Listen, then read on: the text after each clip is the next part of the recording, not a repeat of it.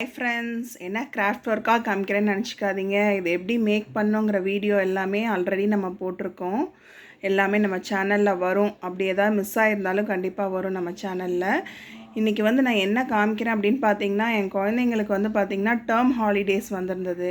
அதுக்கு அவங்க ஸ்கூலில் பார்த்திங்கன்னா தீபாவளி செலிப்ரேஷன்ஸ்க்காக சேரிட்டி ஃபண்ட், அதாவது பார்த்திங்கன்னா இந்த மாதிரி கிட்ஸ் எல்லாமே தீபாவளி, அதாவது இந்த டேர்ம் ஹாலிடேஸ்க்கு ஃபுல்லாக ஏதாவது கிராஃப்ட் ஒர்க் மாதிரி பண்ணிட்டு வர சொல்லியிருந்தாங்க.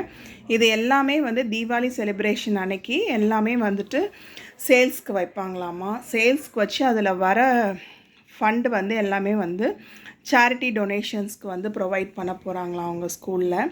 அதுக்காக இந்த மாதிரி குழந்தைங்க, இட்ஸ் நாட் கம்பல்சரி, குழந்தைங்களுக்கு விருப்பம் இருக்கவங்க பார்த்திங்கன்னா அவங்களோட ஓன், அதாவது எதுவுமே வெளியில் வாங்காமல் அவங்கக்கிட்ட இருக்க பொருளில் அவங்களே ஹேண்ட்மேடாக பண்ண ஐட்டம்ஸ் எல்லாம் சேல்ஸில் வைக்க போகிறாங்க. அதில் பார்த்திங்கன்னா என் பொண்ணும் பையனும் பண்ணினது தான் உங்ககிட்ட காமிக்க போகிறேன். இது என்னோடய பொண்ணோட டேபிளில் வைக்கிறதுக்கான ரெயின்போ கலர்ஸில் அழகான பால்ஸ், அப்புறம் வால் ஹேங்கிங், அதுக்கப்புறமேட்டு வாலில் ஸ்டிக் பண்ணுறதுக்கு ஒரு அழகான பியூட்டிஃபுல் பெயிண்டிங் அவளே பண்ணியிருந்தா.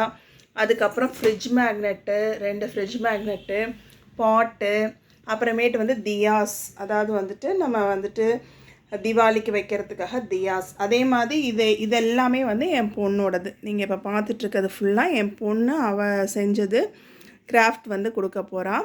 நெக்ஸ்ட் இது என் பையனோடது. அவனும் இதே மாதிரி ரெயின்போ பால்ஸ் பண்ணியிருக்கான், வால் ஹேங்கிங், அப்புறம் பாட்டு, தென் தியா, தென் அவனும் மேக்னெட், அவன் ரெயின்போ மேக்னெட் ஒன்று, அப்புறமேட்டு எலஃபண்ட் ஒன்று பண்ணியிருக்கான்.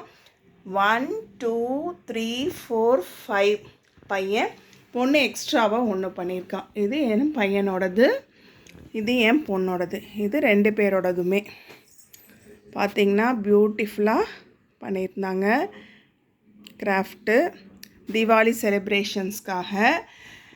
நீங்கள் அந்த மாதிரி உங்கள் கிட்ஸோட ஸ்கூலில் என்ன லீவில் என்னெல்லாம் பண்ண சொன்னாங்க, என்ன பண்ணினாங்க அப்படிங்கிறத கண்டிப்பாக ஷேர் பண்ணுங்கள் ஃப்ரெண்ட்ஸ். பரவாயில்ல, யூஸ்ஃபுல்லாக போச்சு.